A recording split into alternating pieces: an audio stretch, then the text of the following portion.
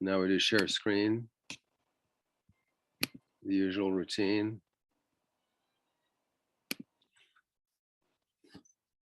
All right.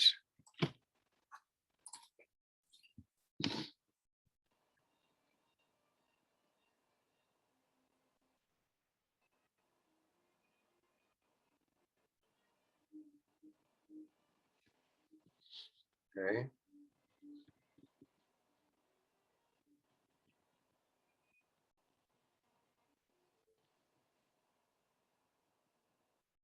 All right, I think we got it. Maybe I can brighten it up a little bit. There you go. Okay.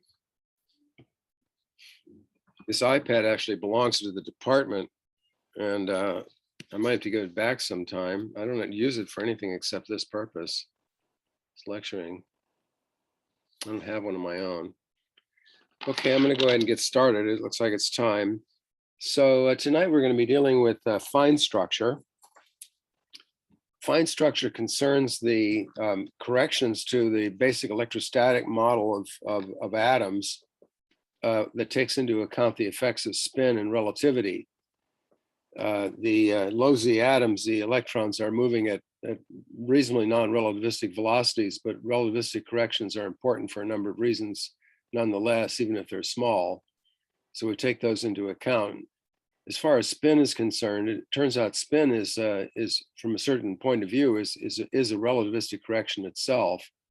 And in any case, relativity and spin have corrections of the same order of magnitude, fine structure that is. If you want to do a realistic treatment, you have to take them all together at the same time. So that's what we'll do tonight. So we're going to have a basic Hamiltonian, and by the way, I'm going to concentrate on hydrogen and hydrogen-like atoms, but most of this carries over fairly easily to other one-electron atoms like alkalis in the screened core model that we've talked about before for the central potential for such atoms. But in any case, we'll take our Hamiltonian, unperturbed Hamiltonian, to be p squared over 2m plus the potential, which for hydrogen-like would be minus ze squared over r, like that. And we want to add to this the fine structure perturbation. That's the H1 here. The fine structure perturbation consists of three terms. One is what I'll call the relativistic kinetic energy, or HRKE. The second one is the spin orbit term, HSO, and the third one is the Darwin term, HD. The Darwin term, by the way, is named for Darwin.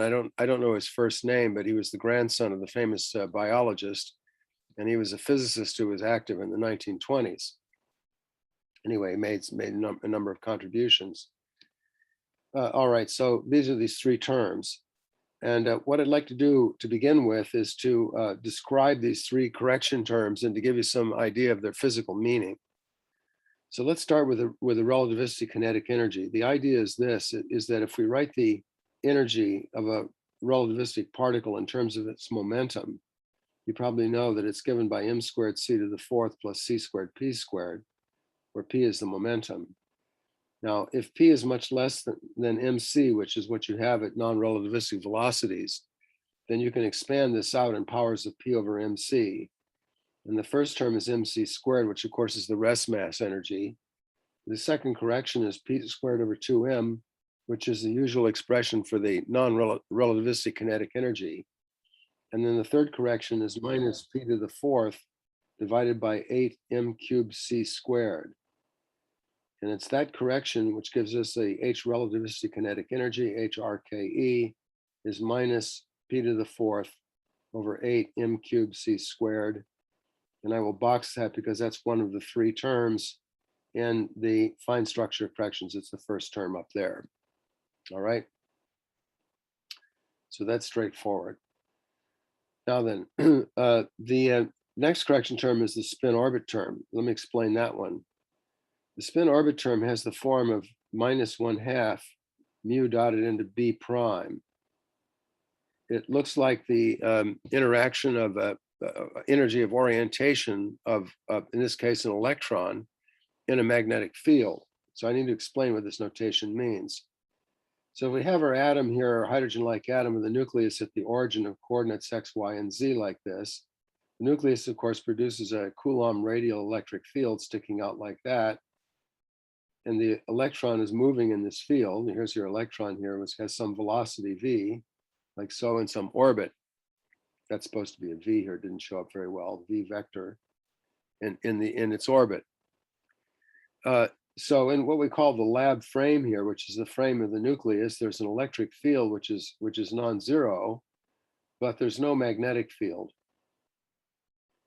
Now that's a little bit of a lie, because if the nucleus has a magnetic moment, it will produce a magnetic field, but we're going to ignore that because number one, it's small, and number two, it's different physics, and we're going to be concentrating on the spin orbit physics at hand, which is a different story. So in any case, we can think of a lab frame in which the E is non-zero and the B is, I'm sorry, I said this wrong.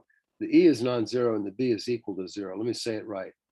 The E here, B equals zero. There's no magnetic field in the lab frame because there's no moving charges. All right, the nucleus is not moving. Okay, now, on the other hand, if we transform into the rest frame of the electron, then the E and the B equals zero in the lab frame get Lorentz transformed and give us an E and a non-zero B in the moving frame, which I'll denote by prime. So the prime here means the moving frame. The mu here is the usual electron magnetic moment. So that's given by minus E over mc times the spin s. This is assuming the G factor is equal to 2, which is a good approximation. Spin orbit correction is already a small term, so we don't worry about small corrections to small corrections. So G equals 2 is good enough here. All right, anyway, that's the magnetic moment. The factor of 1/2 I'll have to explain in a minute, because as you know, the usual energy of interaction of or orientation of a spin in a magnetic field is minus mu dot B, not with minus 1/2. I'll come back to the 1/2 in a minute. In any case, the first task we need to do is to get the B prime, which is the magnetic field in the frame of the electron. And the way we're going to do that is to do a Lorentz transformation from the lab frame into the moving frame, borrowing formulas from Jackson, which I've conveniently copied for you here.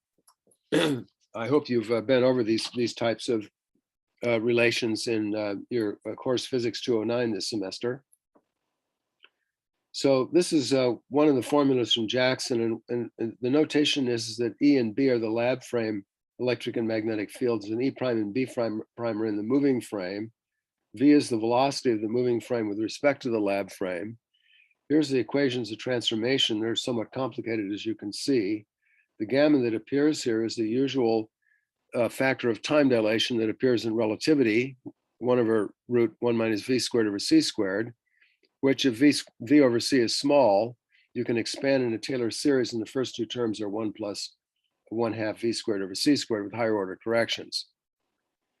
Now, in our problem, these transformation laws simplify quite a lot because the B in the lab frame is equal to 0. And so that means that this term goes away, and that term goes away, and that term goes away. In addition to that, the velocity of the electron is reasonably non-relativistic, at least if z is not too large. We know in the case of hydrogen, the velocity of the electron is z times alpha, or z over 137, which is reasonably small compared to the speed of light. So this means that v over c corrections will be treated here as being small. And as a result, we can, in the first place, we can neglect the v over c squared corrections in gamma and just replace gamma by 1. If we do, then that takes care of that gamma factor right there. And it means the gamma minus 1 terms go away. This one went away already anyway, but now this one goes away too. And so there's a lot of simplification, and we just end up with E prime is equal to E, to this order of approximation, and B prime is equal to minus V over C crossed with E.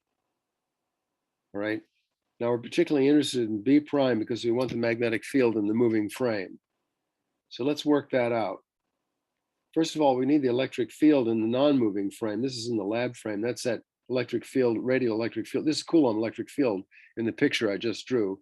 And as a matter of fact, it's the charge on the nucleus, which is Z times E, divided by R cubed times the radius vector X here. I'm using X to be the position vector of the electron, whose magnitude we're calling R like this. In any case, this is just Coulomb's law. So the B prime then is equal to minus V over C crossed into ZE over R cubed times X. And what I'm going to do is to multiply and divide this by the mass here and a mass here down below, and a minus sign I better save like that, because M times V is the momentum. And so what we're getting is P cross X appearing here. Well, if you swap the order, you get X cross P with a minus sign, which is the orbital angular momentum as X cross P.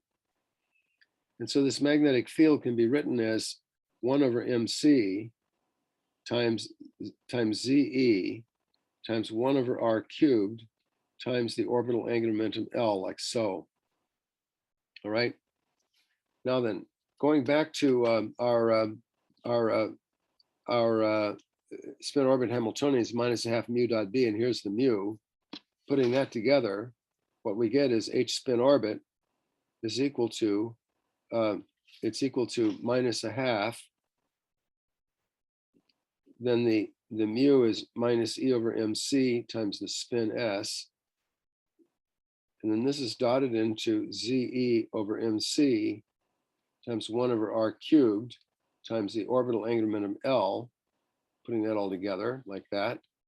And cleaning this up, what we get is Z E squared over twice M squared C squared times 1 over R cubed times L dotted into S. Let me box that, because this is the H spin orbit. Box the whole thing. This is the H spin orbit term. All right.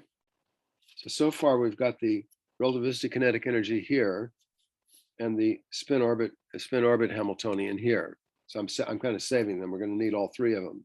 Need the Darwin term next. Sorry, I have a question. Yes. Going to the other page, this might be a dumb question, but where did the 1/2 come from in the spin orbit term? I was just getting ready to explain that.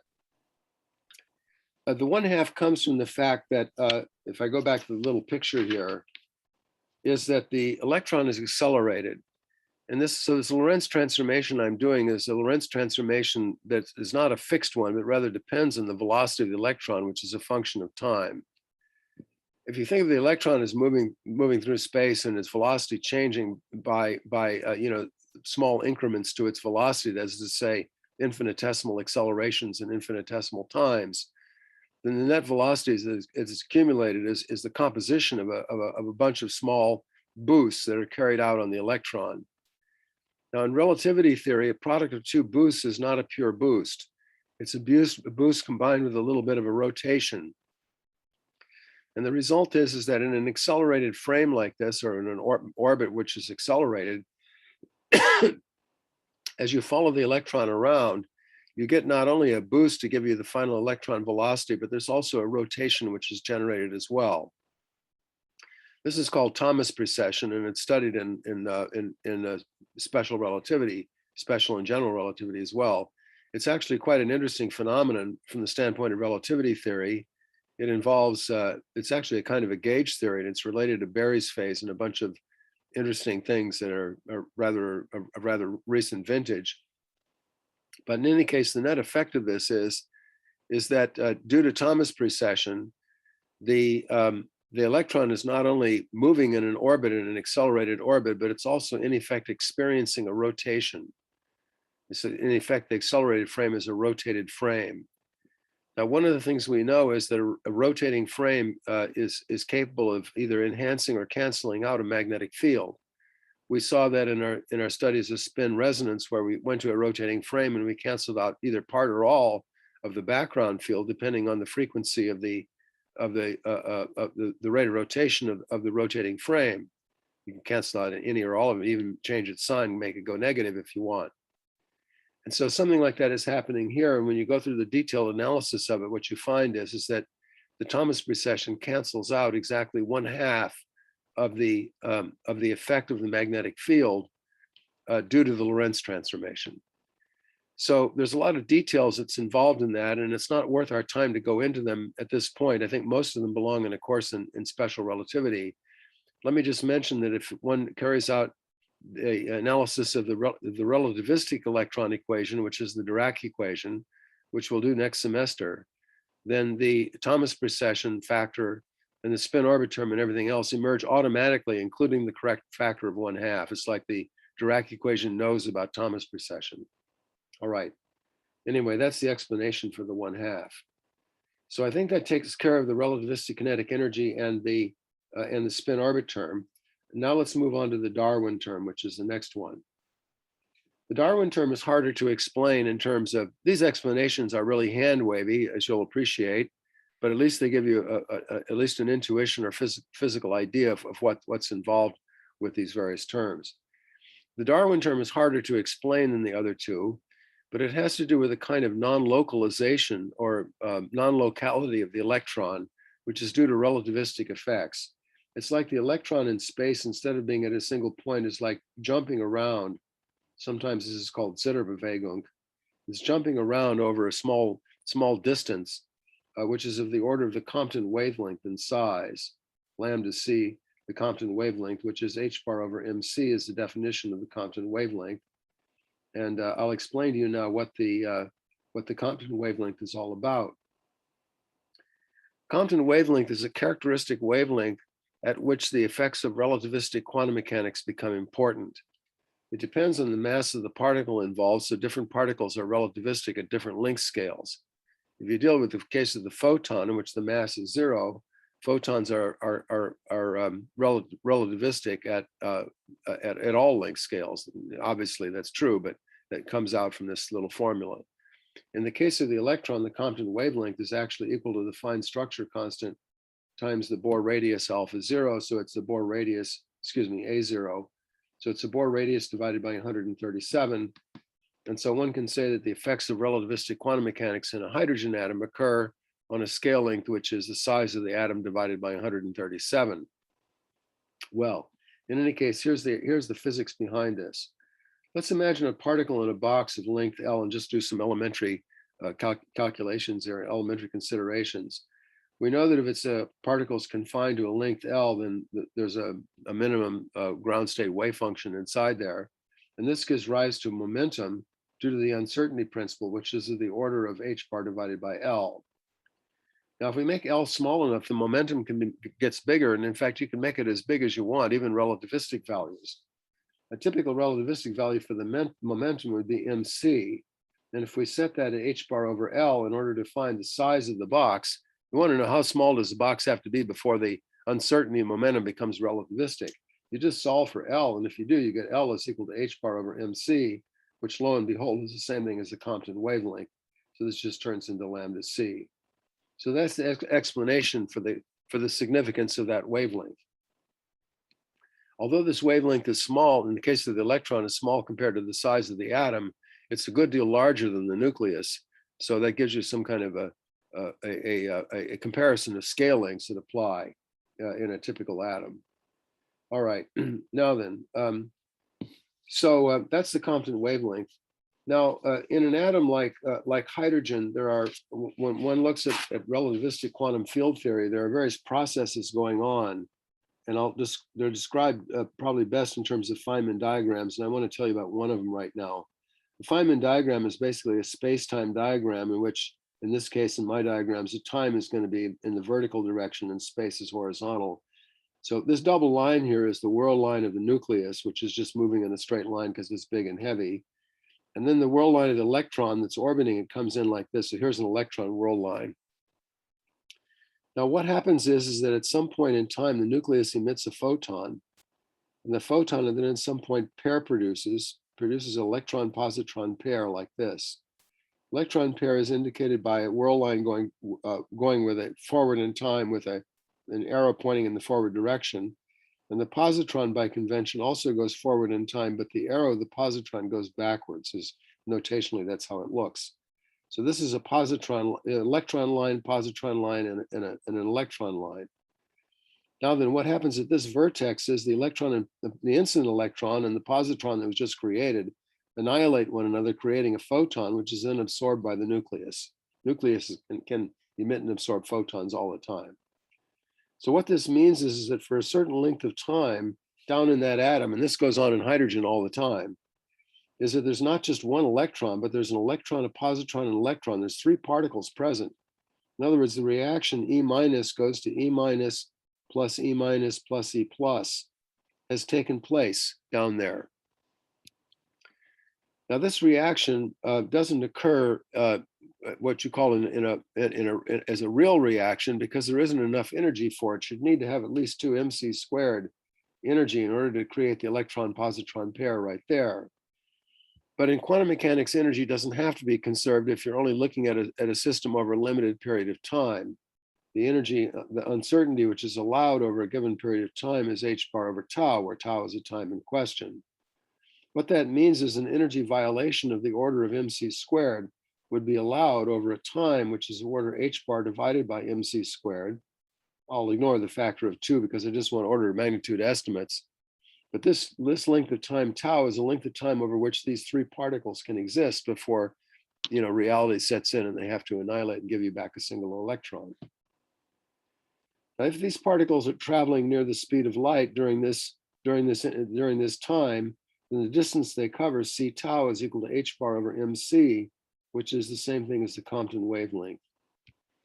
And so roughly what happens then is that what we get is kind of a smearing around of the charge, not just the electron charge. It actually, three particles are present here, but it takes place over a distance scale, which is the order of the Compton wavelength. And this gives rise to this picture I was trying to draw earlier. Here's my little messy drawing of it. There's an electron which is undergoing some jiggling motion and covering this distance of lambda c. All right. So we can model this in a crude way by introducing a smoothing function or smearing function. Let's call it f of s. S is a vector here. And the idea is that f of s should be a function that's localized around 0. Here's f and here's s. And it should have a width which is of order of the Compton wavelength. And the idea of the smearing around of the electron is the electron position. If we talk about the potential energy, the potential energy should not be evaluated at x, but it rather should be evaluated in a smeared manner. So v of x should be replaced by an integral over the smearing function of f of s times v evaluated at x plus s. I forgot to mention the smearing function should be normalized. D cubed s f of s is equal to 1. Because it's really just kind of an averaging function, that's all it is. In any case, this is the replacement we need to make to smear the electron out. Now, assuming that, that the potential is slowly varying on the scale of a Compton wavelength, we can expand this out. And this integral becomes integral d cubed s, the smoothing function f of s, and then multiplied times the Taylor series expansion of v. The first term is v of x. The next one is s dotted into the gradient of v, which is evaluated at x. The next term is quadratic term is 1/2 the sum on I and j of si sj times the second derivative of v also evaluated at x, and then plus higher order terms like this. All right, now then, the very first term we can easily do because the v of x is independent of the variable of integration. We can bring it out of the integral, and what's left over is the normalization. So it just gives us v of x, and that, of course, is the uncorrected part to the averaging process. As far as the first correction term is concerned, if we assume the smoothing function is rotationally invariant, which we'll do, this term averages to 0, so it doesn't contribute. And so the second correction term is the first one that appears, a non-zero correction. And you see what you're going to get is second moments, that integral over f of s of si sj, multiplied times the second derivatives of v. So let me get another page and let's talk about the second derivatives. We need this integral here, d cubed s of si sj times f of s. This is the integral we need. Now we can't do this integral without knowing what the smoothing function is. So let's just guess a model here. Let's make a Gaussian model here. Let's make it e to the minus s squared divided by lambda c squared. If you do the normalization is 1 over pi to the 3/2 times lambda c cubed. Normalize it. So that's a normalized smoothing function like this. And if you put this Gaussian in here and do this integral, what you find is that it's a Kronecker delta ij times 1/2 times lambda c squared. That's the value of that second moment. So if we go back now and put that in here to our second order term here, what we get is we get 1/2 the sum on I and j of delta ij times lambda c squared over 2 times the second derivative of v with respect to xi and xj. Now the delta ij sum can be done. It gives us the Laplacian of v. And so this second order correction term now becomes lambda c squared over 4 times del squared v. And this is basically the Darwin Hamiltonian, except if you do it right and get the right smoothing and do it with full quantum electrodynamics, you find it's a factor of 1/8 instead of 1/4. So this leads to the Darwin Hamiltonian, which is equal to 1/8 the lambda c squared. I'll write it explicitly as h bar squared over m squared c squared. And del squared of the potential v, del squared v, the v is equal to minus z squared over r, like this. So this is in multiplied times minus z squared. And the Laplacian of 1 over r is equal to minus 4 pi times the Dirac delta function of r, or Dirac delta, three-dimensional Dirac delta function. And so we can clean this up. The 8 will cancel with the 4, and the 8 gives us a 1/2. The h bar squared. Okay, I'll put it all together here.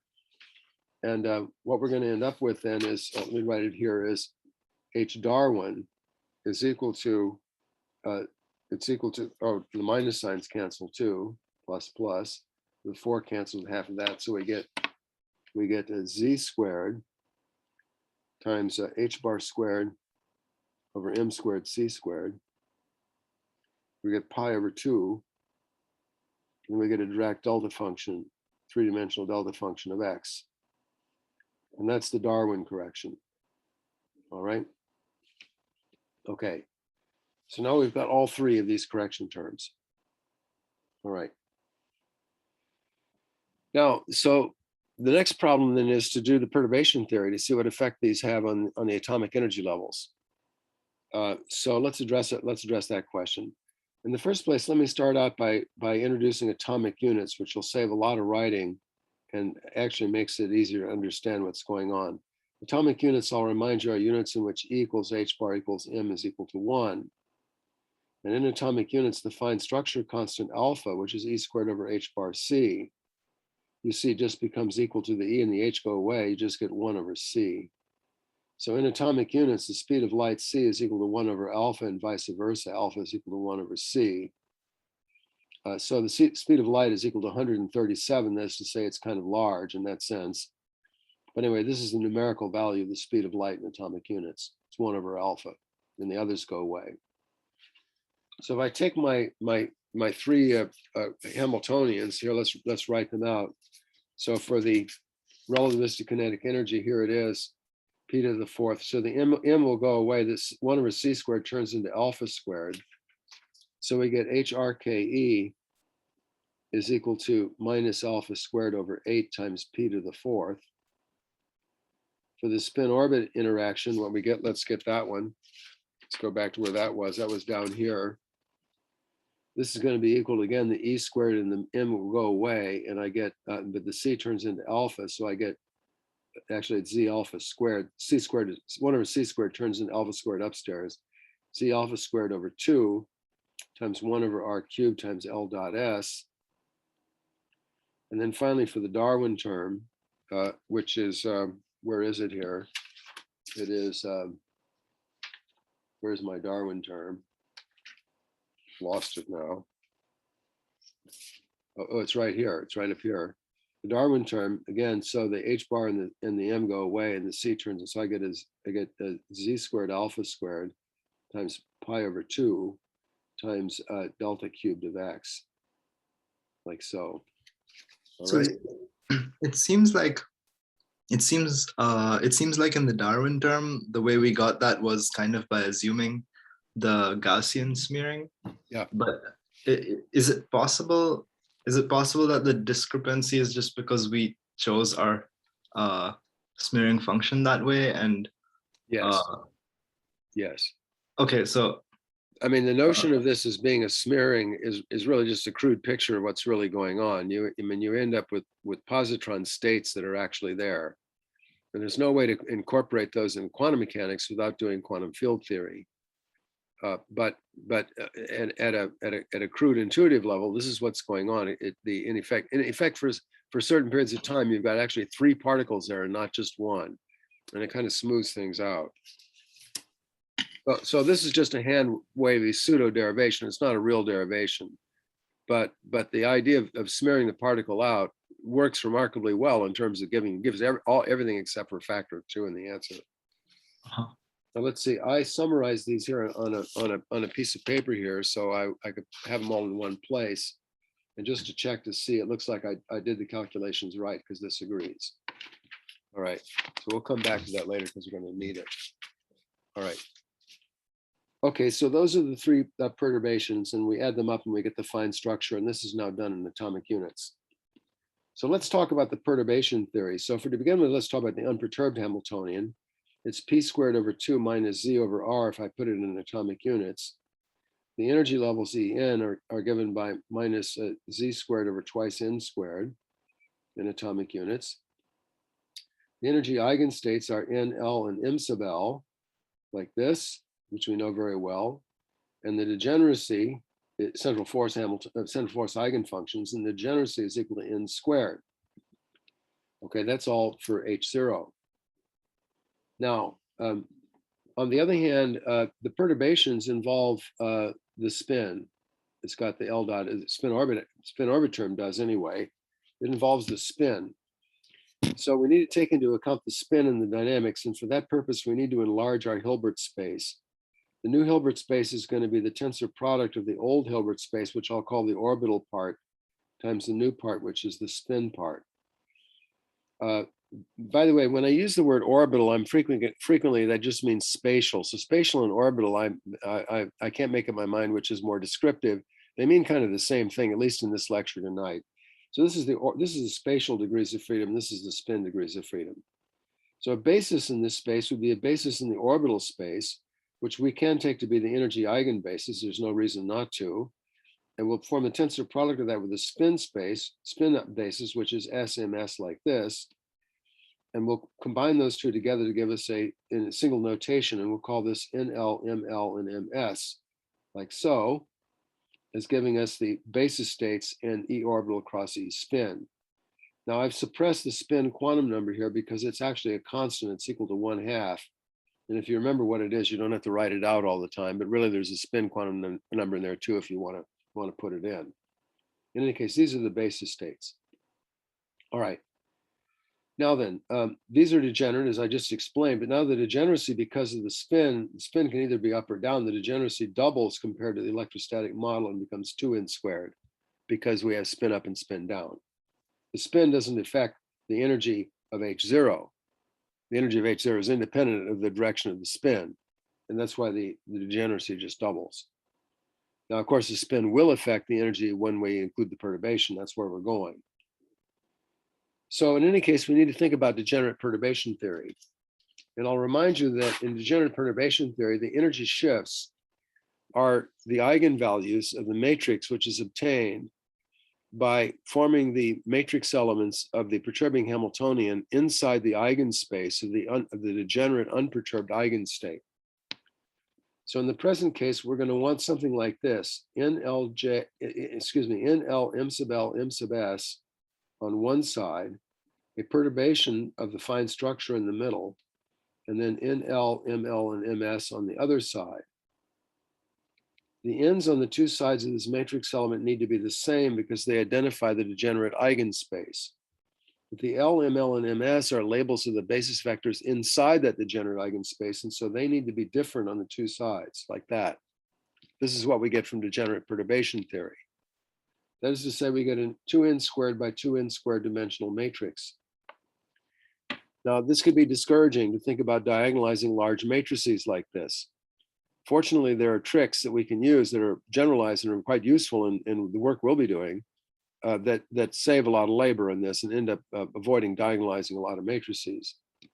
I want to illustrate for you the principle that's involved in this simplification. So I'll use a new piece of paper for that. Let's suppose that we have some Hamiltonian, there's some perturbation. Let's think of it H1 And let's suppose, to be specific, that it commutes with LZ, just for the sake of argument. And then we'll form the matrix elements between the states NL, ML, and MS of this commutator, which written out explicitly is H1LZ minus LZH1. And then we have NL, ML, MS on the other side, and I'll put the primes in the places where they belong. Now this is equal to 0 because the commutator is equal to 0. Now then this LZ over here acts on the right on an eigenstate of itself and brings out the quantum number ML prime.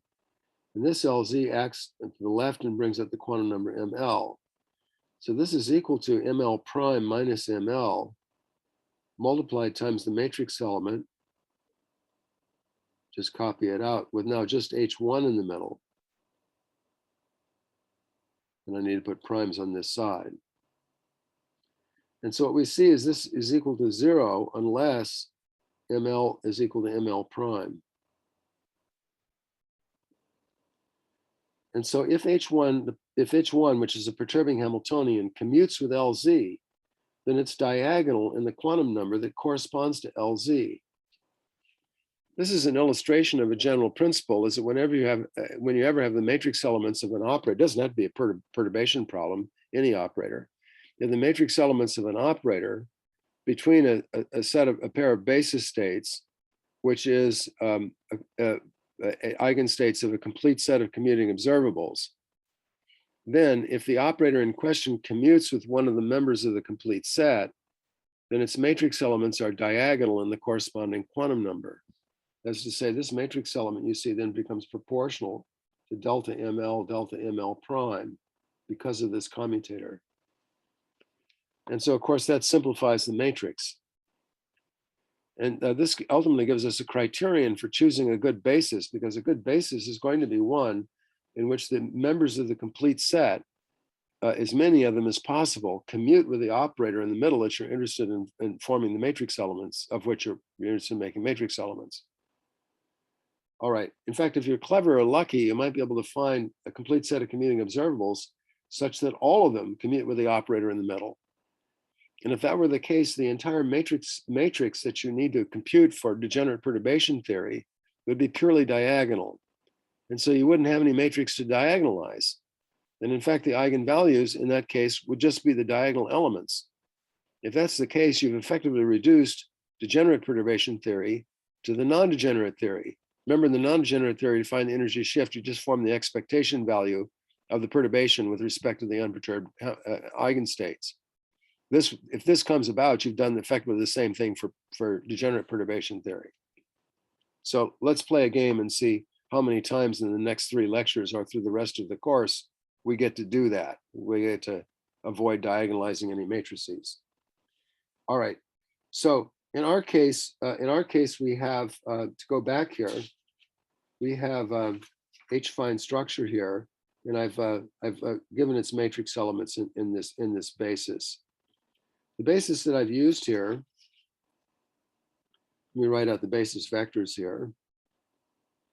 The operators of the complete set that it belongs to are, for n, it's basically H naught, L is L squared, ML is L sub Z, and MS is S sub Z. Here's your complete set of commuting observables. This is what we call the uncoupled basis. When we were doing the coupling of angular momenta, the uncoupled basis, that's what this is. A competing basis is the coupled basis, and it's got quantum numbers N, L, J, and MJ. This comes from writing J is equal to L plus S.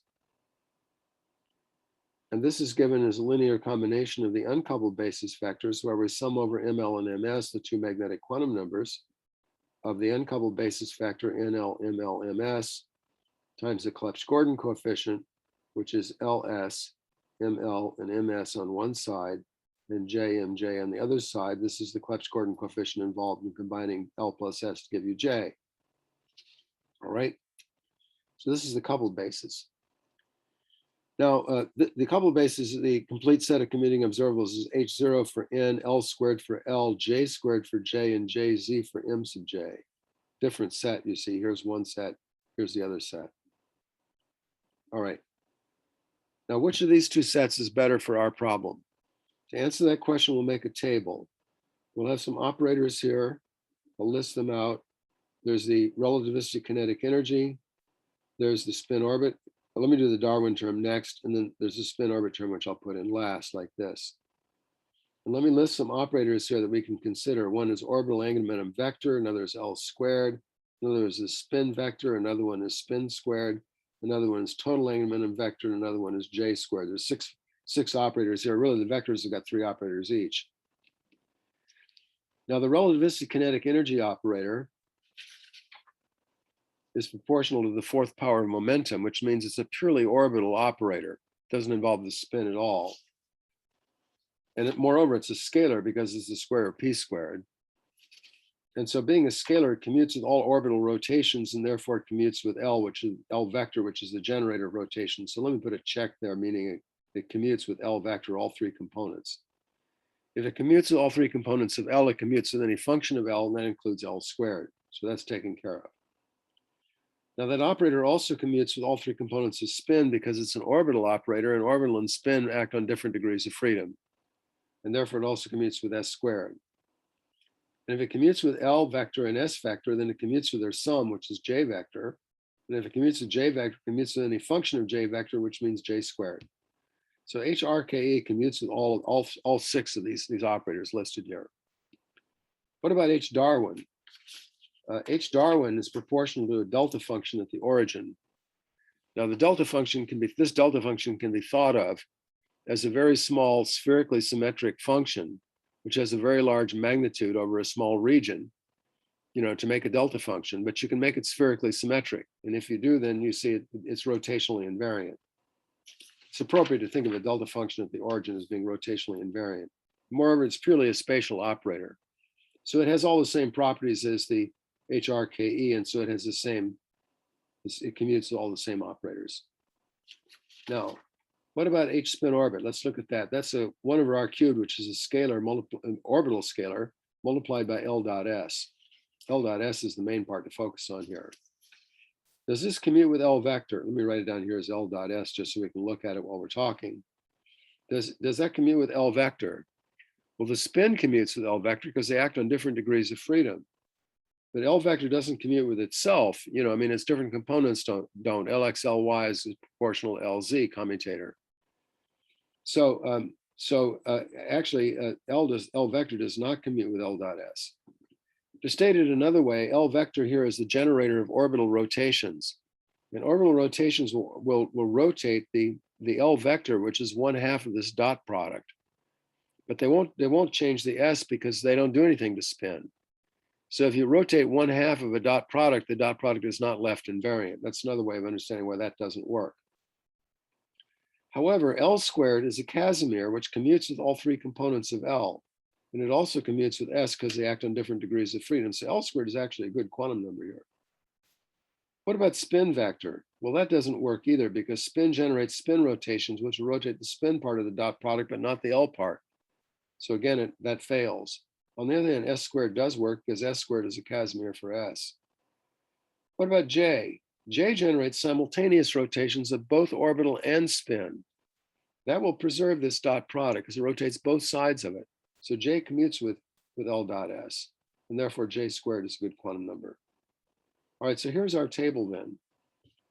So if we look at the uncoupled basis, what you see is the uncoupled basis, the quantum numbers in question are L squared, L squared, LZ, which is part of L vector, and S sub Z. It's these first 3 columns here.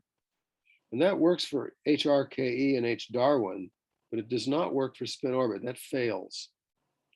On the other hand, in the coupled basis, we have L squared, J squared, and JZ. So there's this column L squared, and then the J squared and the JZ columns are these 2.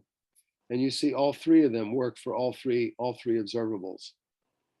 So the conclusion is the coupled basis is the one to use. All right. Now then, that means then that we're going to be looking at matrix elements like this, N, L, J, MJ, with our fine structure Hamiltonian in the middle, and then N, L, J, MJ on the right. And if we were naive, we'd put primes on the on the three indices, Lj and Mj, which label the vectors inside the degenerate eigenspace. But what this table just showed us is that in fact the fine structure Hamiltonian is diagonal with respect to all three of those quantum numbers. And so those primes are actually not necessary. And all we need to do is to evaluate the diagonal matrix elements of the fine structure Hamiltonian. So there's a lot of lessons in perturbation theory here and how to carry it out in this fine structure calculation. Let's begin with the relativistic kinetic energy, which is minus alpha squared over 8 times p to the fourth. That's the RKE Hamiltonian. Let's look at that one first. We want n Lj Mj. I'll take out the minus alpha squared over 8. Then we have p to the fourth in the middle. And then we've got n Lj Mj. We need to do this. Now p to the fourth is a purely orbital operator. And for that reason, it's convenient to take this Clebsch-Gordon, to carry out the Clebsch-Gordon expansion, to take these coupled basis vectors and to re-express them back in terms of the uncoupled basis vectors. Allow me to do that. There's going to be two Clebsch-Gordon series, one for the bra on the left and one for the ket on the right. So it becomes a sum on magnetic quantum numbers ML and MS for one of them, and ML prime and MS prime for the other one. And writing this out in detail, we get JMJ Clebsch-Gordon coefficient, LS, ML, and MS times NL, ML, and MS. That's the uncoupled state. That takes care of this bra on the left.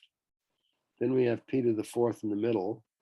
And then the ket on the right, we expand similarly. We have an NL, ML prime, MS prime times the Clebsch-Gordon coefficient. Do I have room to write it? LS, ML prime, MS prime. Scalar product with JMJ, like so. We get this. All right. Now let's look at this matrix element in the middle of p to the fourth. Let's analyze that. In the first place, p to the fourth being a purely orbital operator is sort of, in effect, is sort of transparent to the spin bras and kets on the two sides, the MS and MS prime. So they just shine right through the p to the fourth operator and combine together by orthonormality to give us a Kronecker delta MS prime. And what's left over is now a purely orbital matrix element, NL, ML on the left, p to the fourth in the middle, and then NL and ML prime on the right. So now for this matrix element, we use the Wigner-Eckhart theorem. P to the fourth is a scalar operator, so it's a T00 operator like that. That means that there's a magnetic quantum number selection rule that says this is equal to 0 unless ML is equal to ML prime. Actually, we knew that already because we could have known that already because p to the fourth commutes with LZ. That's just a simple rule I gave you earlier. But the Wigner-Eckhart theorem tells you something else as well. It tells you that the matrix element that results is actually independent of magnetic quantum numbers. And so when ML is equal to ML prime, this becomes the same thing as, it's really the reduced matrix element is what it is. But the reduced matrix element, since this matrix element doesn't depend on the ML quantum number, we might as well just choose any one that'll work. 0 is a convenient value. This is the same thing as NL0 sandwiched around p to the fourth, NL0. So this, then I'll multiply by a Kronecker delta and ML prime that came from this unless that you see here. And this then is the analysis of that matrix element there. It turns into this, ML prime. All right. Now then, that means that the MS prime sum and the ML prime sum in the sum here can be done. And it means this whole thing here comes down. What does it come into? It turns into minus alpha squared over 8, the sum on a single ML and MS pair. Clebsch-Gordon coefficient, which I'll copy again, JMJ here, L, S, ML, and MS. The matrix cell in the middle is now NL0 sandwiched around p to the fourth, NL0. And the other Clebsch-Gordon coefficient is LS, ML, and MS now without the primes, J and MJ.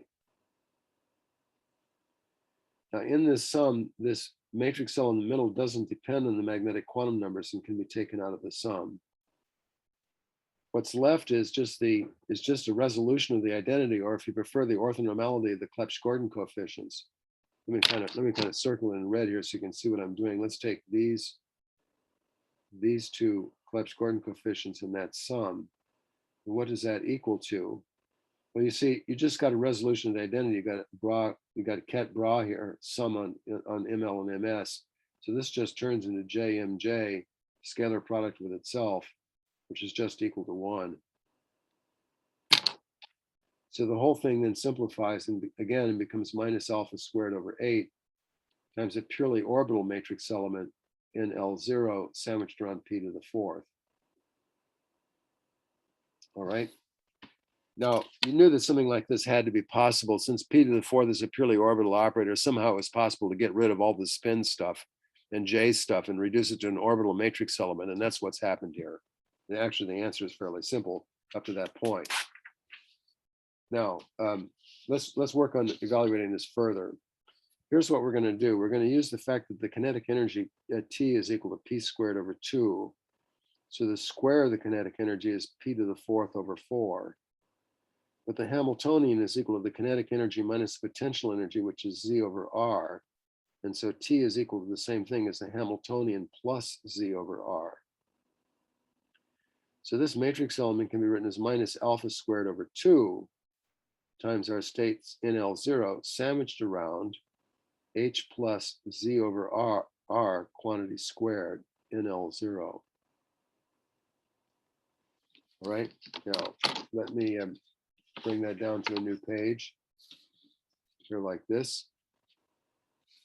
So let's take this thing here and bring it down onto the next page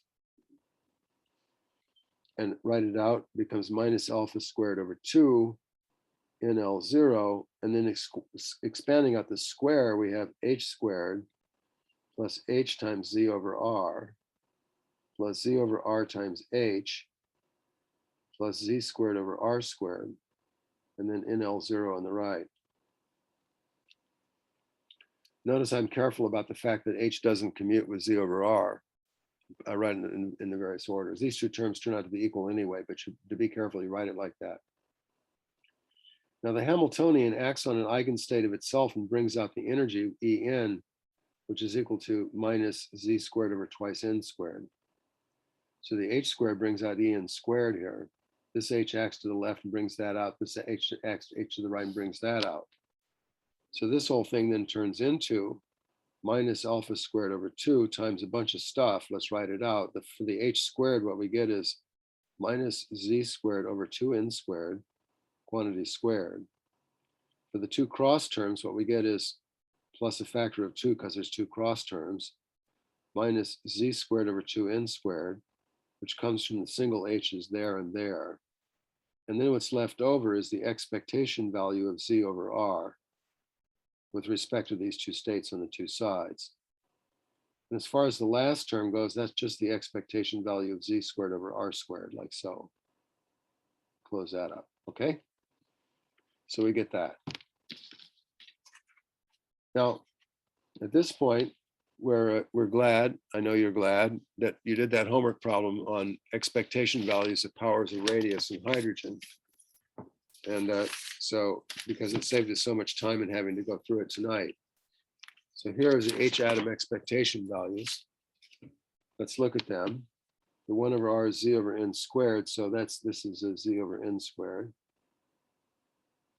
And the z squared over r squared. Oh, this is z over n squared times z actually. So it's z squared over n squared.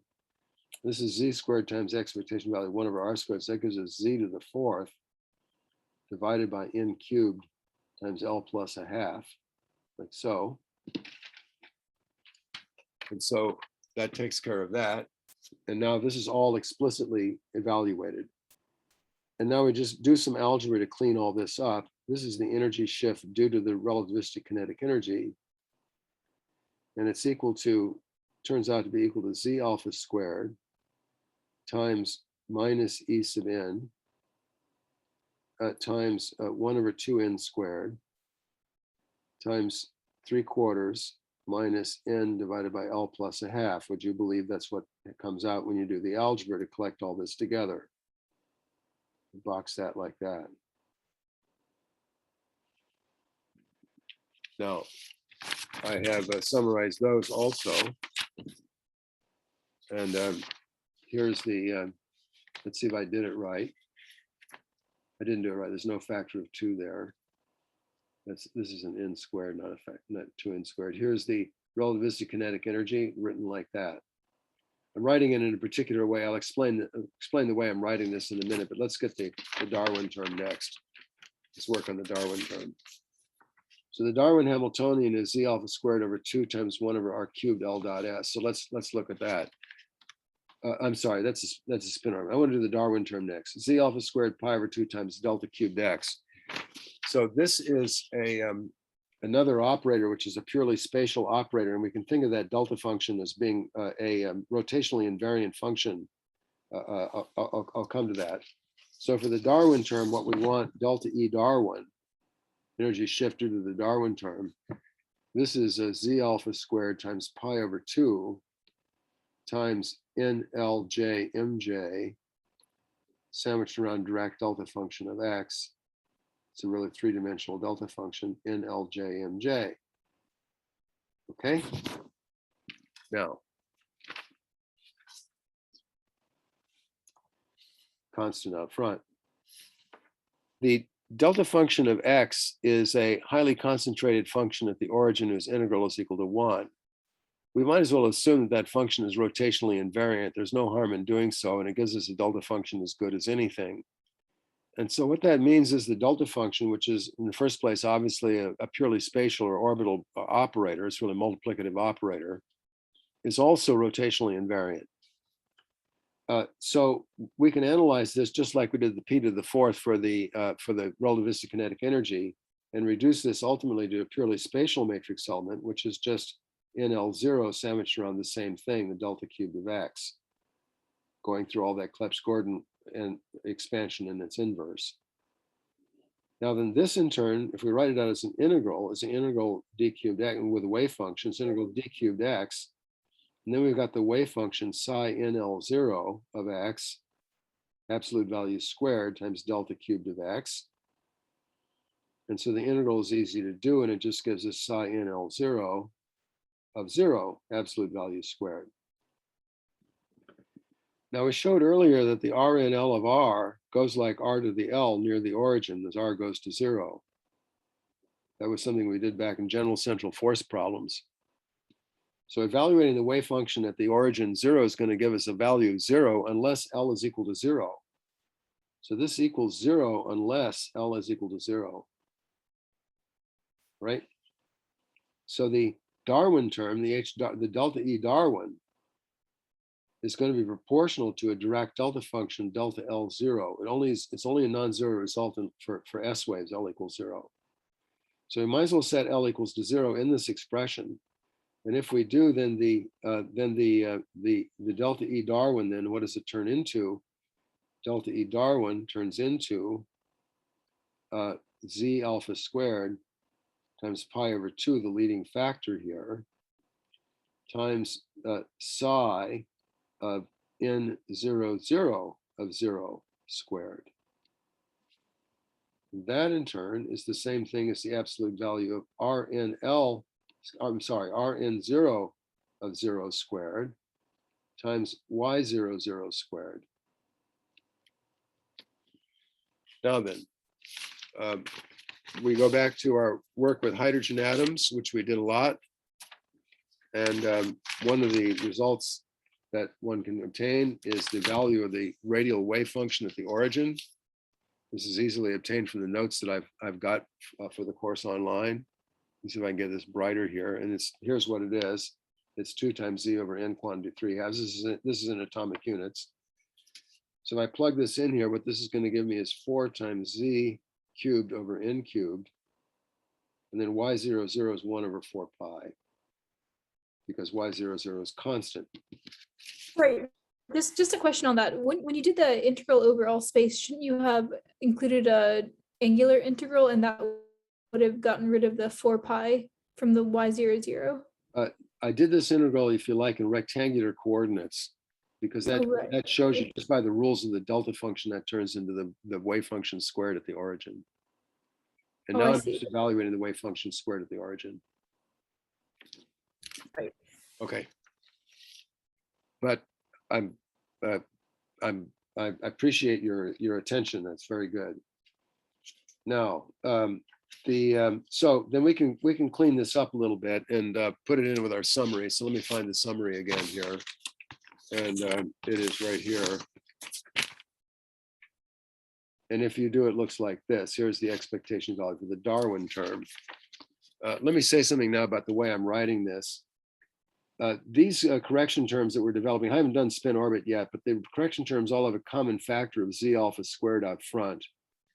Let me remind you that in the hydrogen atom, if I can do this over here, in the hydrogen atom, the velocity is in the ground state anyway, the velocity is of order alpha times the speed of light, or to put it as V over C is of order alpha. That's to say that's for hydrogen. If it's a hydrogen-like atom, it gets multiplied by Z. So for hydrogen, V over C is 1 over 137, and it means the electrons are reasonably non-relativistic. As Z starts to increase, however, they become more and more relativistic, and by the time you get to uranium, they're moving at 2/3 the speed of light. So these are relativistic corrections we're talking about here in the fine structure. And so you see when for high Z, these corrections are starting to be not so small. In any case, if the velocity is V over C goes like Z alpha, one would expect from relativity theory that an energy shift would go like the square of that. And this is just what we're seeing here is the Z alpha squared factor out front. This is basically a V over C squared factor here, indicating, and all three terms have it, indicating they're all of the same order of magnitude, and this effectively a relativistic expansion. The factor of En, which I split off here with a minus sign, minus En, is just a shorthand for Z squared over 2n squared. But I put that in here because I wanted to show how the energy shifts due to the fine structure compare to the unperturbed energies. So that's why I wrote it like that. And then the rest of it is just quantum numbers. Although these equations are derived in atomic units, in fact, the way I've written them out now, they're actually valid in any system of units because there's an energy there and an energy there, and everything else has to be dimensionless, which is what it is. So you see now this is valid in even SI units. If you wanted to do it that way, this would be valid. Okay, so anyway, that takes care of the first two terms in the way that I was writing it. Now, allow me to move on to the spin orbit term, which is the last one. So for the spin orbit term, excuse me, for the spin orbit term, let's go back. Here's the spin orbit Hamiltonian, Z alpha squared over 2/1 over R cubed L dot S. So what we're going to want for the delta E spin orbit is equal to NLJ MJ sandwiched around Z alpha squared over 2 times 1 over R cubed times L dot S times NLJ MJ. So let's work on the spin orbit term. The place to begin is with the L dot S. The total angular momentum J is of course equal to L plus S. If we square this, we get a useful identity. J squared is equal to L squared plus twice L dot S plus S squared. By the way, to be paranoid when you're doing theory like this, you need to always be aware of when operators commute and when they don't. I wrote it as 2L dot S because L and S commute with each other, and so I can rearrange it. If they didn't, I'd have to write it as L dot S plus S dot L. You see, you have to be careful about that kind of stuff. Anyway, this is okay. It allows us to solve for L dot S. You see, this is the same thing as 1/2 of the operator J squared minus L squared minus S squared. And now this operator in the square brackets here is acting on an eigenstate of itself. There's a J, it's an eigenstate. This vector is an eigenstate of J squared, L squared, and S squared, all three. So therefore, these operators can be replaced by their quantum numbers, which becomes then 1/2 of J times J plus 1 minus L times L plus 1. And as far as the S times S plus 1 is 3/4 because S is equal to 1/2. So I'll just put in 3/4 like that. So therefore, the L dot S factor gets replaced by a C number, which is right down there like so.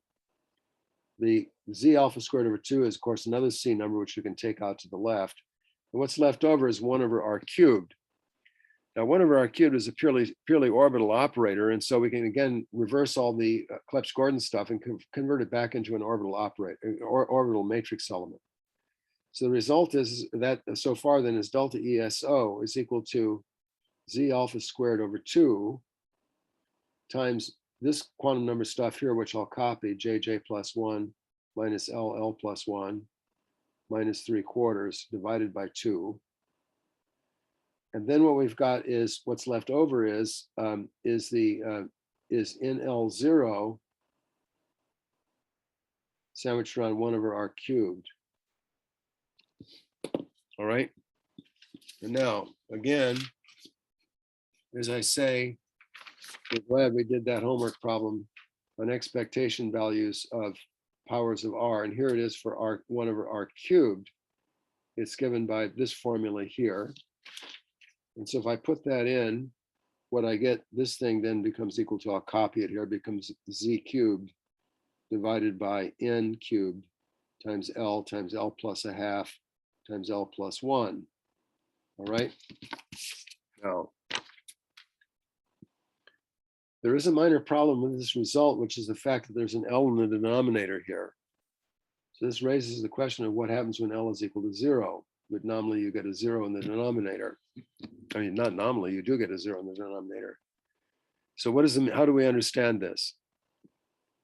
Well, actually, the expectation value of R, 1 over R cubed really does diverge in hydrogen. I mean, it's not, this is not a fake anything. The reason is that it diverges when L equals 0, that is to say, when L is equal to 0, it does. The reason is the radial wave function for RNL goes like R to the L, as we know, as R goes to 0, like this. So when L is equal to 0, Rn0 goes as a constant near the origin. And so the behavior of the integral that we're talking about is the integral, is an integral using the Jacobian R squared dr. It's a radial integral. That's from the Jacobian. From the square of the radial wave function is just a constant squared, which doesn't do anything. And then we have 1 over R cubed that we want to take the expectation value of. Well, you see, this goes from 0 to infinity. This goes like an integral with a 0 of dr over R, and that diverges logarithmically at the origin. It goes to infinity. So the divergence is real, and we're not imagining something here. So how do we handle this? On the other hand, you see this factor up at the top that came from the L dot S vanishes when L is equal to 0, because in that case, J is equal to a half. And so you get a 0 in the numerator. The way to resolve this is to say, let's take the Coulomb singularity for the potential at the origin and smooth it out some, like smear it out over a finite sphere. In fact, we know from our study of the volume effect, the physics does that for us. The proton is not a point charge. So it isn't really true that we got a Coulomb singularity. This 1 over R cubed came from the derivatives of the Coulomb singularity at the origin. That's actually not accurate.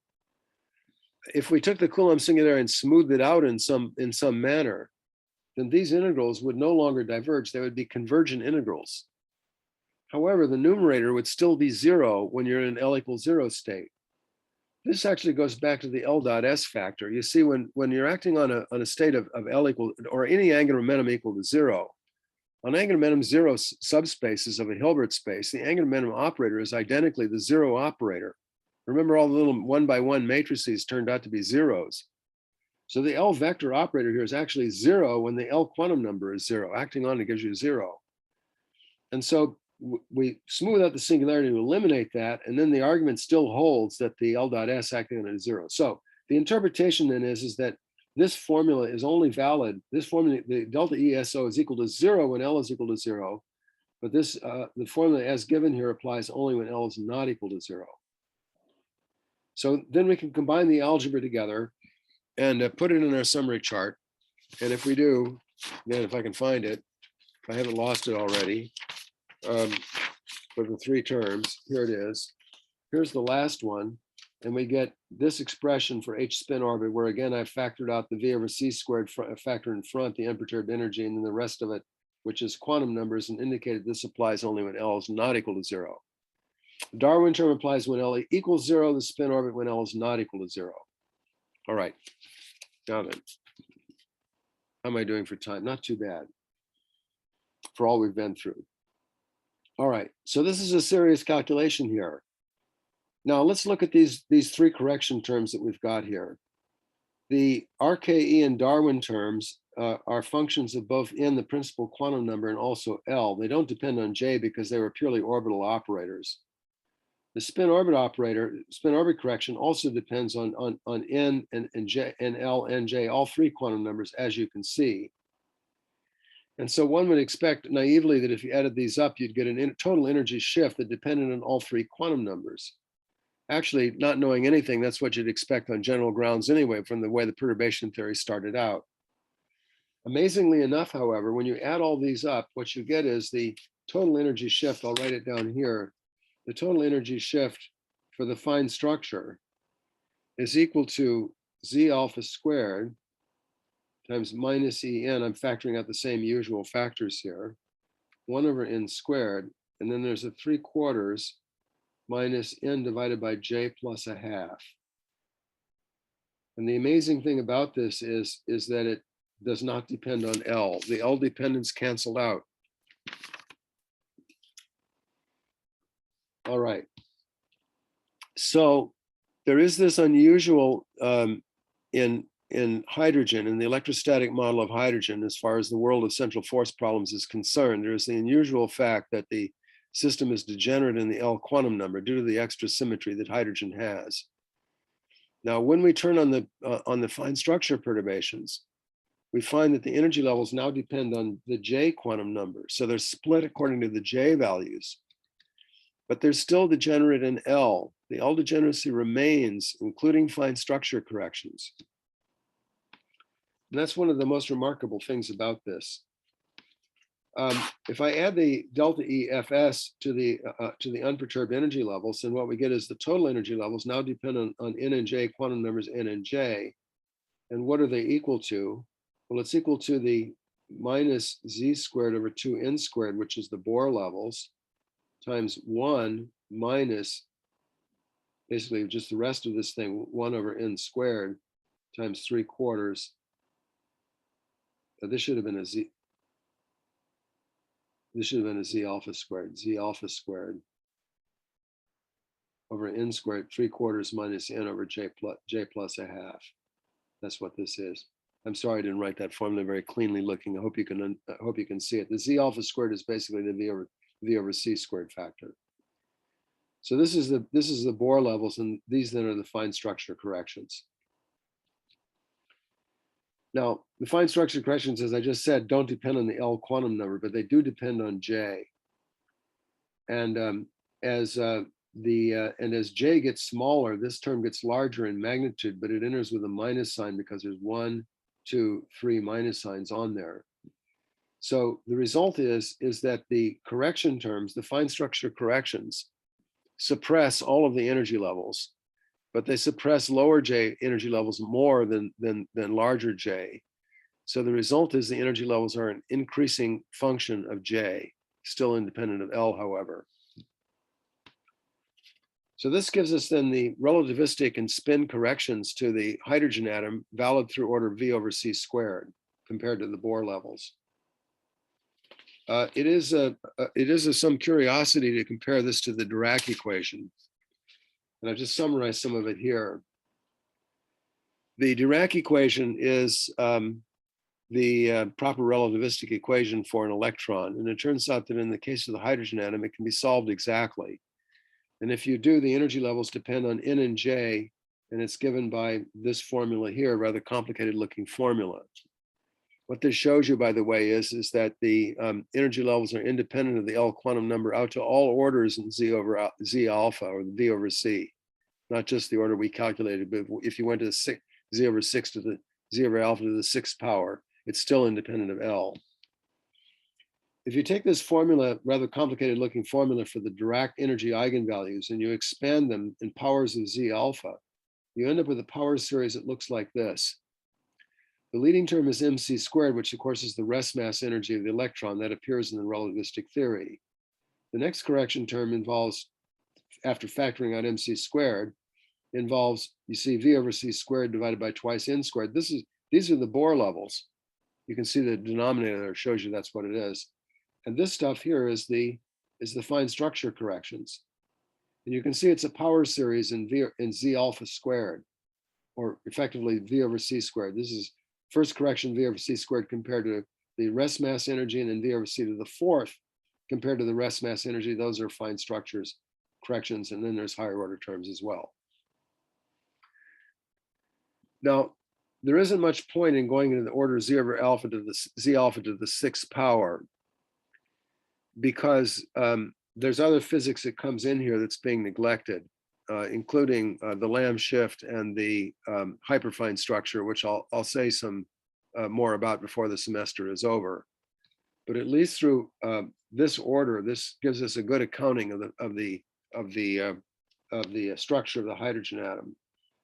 Let me address now what the energy level diagram looks like when we turn on fine structure.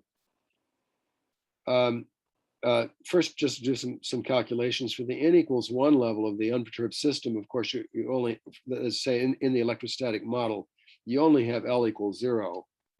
And so the J value is given by combining 0 crossed with a half, and that gives only the value of a half. For the n equals 2 levels, we have both L equals 0 and L equals 1. The L equals 0 again gives only J equals a half as the only possibility. But the L equals 1 combines 1 cross a half. This is L cross S. And that, of course, gives us either 1/2 or 3/2. So we have two J value possibilities here, either J equals 1/2 or J equals 3/2 in the L equals 1, which of course are the P states. The L equals 0 are the S states. So this is a little calculation of what J values are allowed based on addition of angular momentum. Let's make an energy level diagram here to show what it looks like. Let's draw this here. Let's have L equals 0 for S waves here, P, D like this. So this is L equals 0, L equals 1, L equals 2, and so on. All right. So down here is the ground state, N equals 1. Its level was suppressed a little bit by fine structure, but I can't draw that in my diagram here. So it's a little bit lower than the electrostatic model. And the J value is equal to 1/2. There wasn't any other J value around. So this is given the spectroscopic notation 1s with a 1/2 subscript. That is to say, we take the electrostatic notation and put a subscript here to indicate the J value. The N equals 2 level is up here somewhere. What was the 2s level, again, only has a single J value, 1/2. And so there's a certain energy level there like that, which takes the place of the old 2s, becomes a 2s 1/2, suppressed slightly compared to the electrostatic model. As far as the P level is concerned, we had just one 2P level in the electrostatic model, but now there are two J values corresponding to that, to P, which is L equals 1, namely 1/2 and 3/2. And the energy, as I explained, is an increasing function of J. So the 3/2 is higher. So what we get is a 2P 1/2 level here and a 2P 3/2 level somewhat above that. Now the 2S 1/2 and the 2P 1/2 in the model that we're using are exactly degenerate because the energies still don't depend on L. They depend on N and J, but the N and J quantum numbers are the same for the 2S 1/2 and the 2P 1/2. So the energy levels are the same, but the 2P 3/2 has been raised somewhat. When we go to the N equals 3, it's a similar story. We get a 3S 1/2 level here. The 3P turns into a 3P 1/2, which is degenerate with a 3S 1/2. And then there's a 3P 3/2, which is above that. When L equals 2, we have two J values, namely 3/2 and 5/2.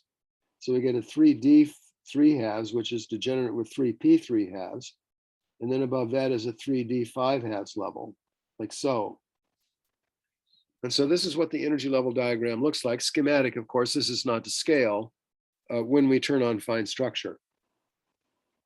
About this thing not being the scale, if we were talking about real hydrogen in which Z is equal to 1, then the order of magnitude of the fine structure splitting is, well, it's order Z alpha squared in general, be just alpha squared for hydrogen. alpha squared is roughly like 10 to the minus 4. So in hydrogen, this fine structure splitting here would be like 10 to the minus 4, roughly, as an order of magnitude in comparison to the separation between the n equals 2 and n equals 1 levels. You see, it'd be quite small corrections. On the other hand, for uranium, it'd be more like 50%.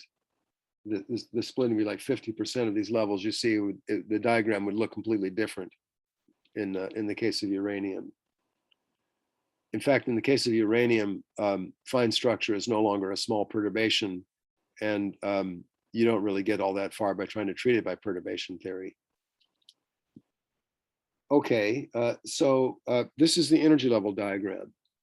Now then, we can say something. Let me say some things about selection rules for radiative transitions. We have selection rules are governed by the matrix elements of the, for electric dipole transitions, of the dipole operator, which is proportional to the position vector. So we want to take the basis states, which are NLJ, MJ, because these are now the eigenstates of the full system, including fine structure effects, and sandwich around X, except I better prime one side because these are transitions between two different levels. Now then, X is a vector operator, and this matrix element has certain selection rules. The selection rules come from the Wigner-Eckhart theorem and from parity. But unlike what happened in the electrostatic model, is that now we get to use the Wigner-Eckhart theorem twice, because there are two angular momenta, or two types of rotations, namely orbital and total, generated by L and by J. First of all, if we do the J, the total orbital angular momentum, X is a vector operator under both of these, by the way. So using J, what we get is a selection rule that says, first of all, there's a J selection rule, delta J is equal to 0 or plus or minus 1. And there's also a magnetic selection rule, MJ is equal to MJ prime plus Q. If I were to replace this by its XQ, instead of X Cartesian vector, put it in a spherical basis, we'd have the magnetic rule. Now, there's also a selection rules that come from using the Wigner-Eckhart theorem on orbital rotations. You can chase this through the Clebsch-Gordon series, but the simple thing to say is that the delta L rule is just the obvious one. It's delta L is equal to 0 or plus or minus 1, because this is a T1Q. It's a K equals 1 irreducible tensor operator under both types of rotations. So that's where you get the plus or minus 1. Now, when we throw parity into the mix, parity says that delta L is equal to odd, because the parity of the state is determined by the L value, and so L and L prime have to be opposite parity, and so that excludes the delta L equals 0, which would be allowed by the Wigner-Eckhart theorem. As far as the L rules are concerned, this is just what we had for the electrostatic model, but now we've got J rules as well. So to give you an example here, the 3D 3 halves can make a transition to the 2P 3 halves, because that's delta L equals 1 and delta J equals 0. It can also make a transition to the 2P 1 half, which is delta L equals 1 and delta J is equal to 1. The 3D 5 halves can go down to the 2P 3 halves, because that's delta J is 1 and delta L is 1, but it cannot go to the 2P 1 halves because that's delta J equals 2. That's not allowed. And then one can fill in the rest of these transitions as well using these selection rules, which I'm not going to do tonight because I ran out of time.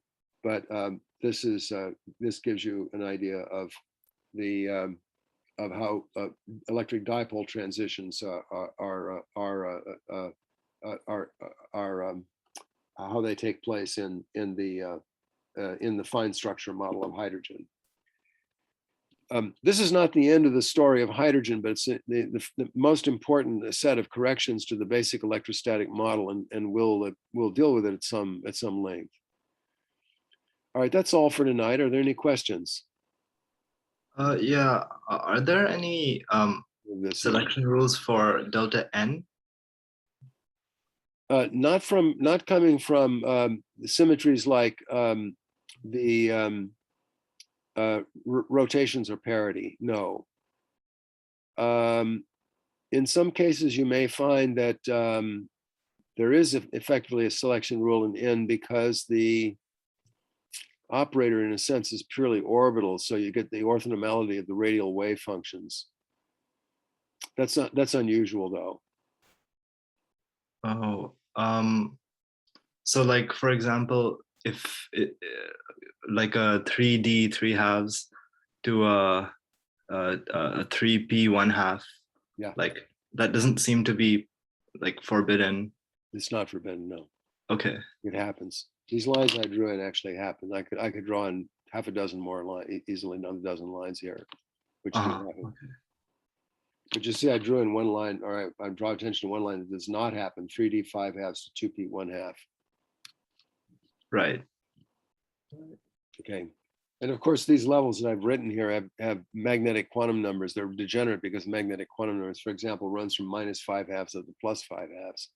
So this is actually a 6-fold degenerate level right there, Right. you see.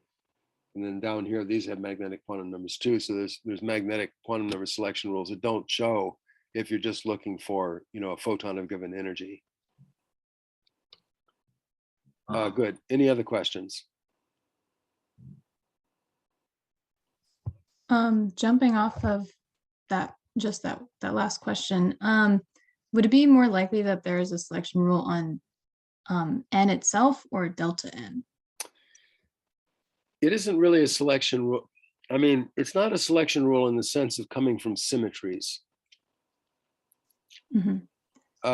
There's only one case where I know that it occurs, and I'll mention it next semester one time. I don't want to trouble you with it now. For the most part, there's no selection rules on N. Let me just say Okay. it that way. Sometimes it happens though. Okay, thanks. Good. Any other questions? All right. All right. Well, I have a few more things to say about hydrogen, and I'm sort of sorry we have. I mean, I'm not sorry. I'm glad we have Thanksgiving. I should take a positive attitude about it. I'm glad we have it, but I'm sorry we have to wait a week to kind of finish up the story on this. But we'll do that next Tuesday. So I hope you all have good holidays. I hope they're safe. And let me add one thing. Last week's homework, of course, I can't make it due on Friday because nobody's here. So you may have noticed that I made it due on Monday. And I will hold office hours on Monday at the usual time, which would be 11 to 12 on Monday. To make it on the same day in which the homework is due. And besides, I won't have office hours on Friday because I won't be here. Nobody will be here. Okay, I'll send out an email about that. All right, if there's no more questions, then we'll call it. I'll stop screen share. Actually, I have another question before we go. Yes.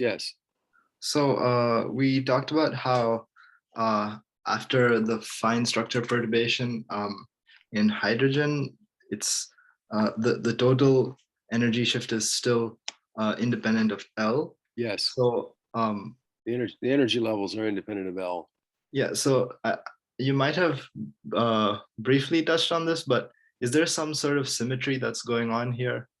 Yeah, there certainly is, because degeneracies always mean symmetries, but I don't know what it is. I wish somebody would tell me. I'm sure it's in the literature somewhere. It's clear the SO4 symmetry in the electrostatic model has been partially broken because you've got splittings in J. But the fact that L remains indicates that there's still some extra operator out there that's forcing this degeneracy. I don't know what it is. The right place to look at it would be in the Dirac equation, because this was just perturbation theory. This is kind of a poor man's approach to relativistic corrections, because we did it by perturbation theory. So then is it true that the energy levels from the Dirac equation are also independent of L? Yeah, I pointed that out here. They're actually, here's the rather complicated formula. It depends only on N and J. If you look here, there's no L in there. Oh, right. Okay. Yeah. So it holds actually to all powers of V over C. Okay. Yeah. Okay, anything else? All right. Then I shall stop recording.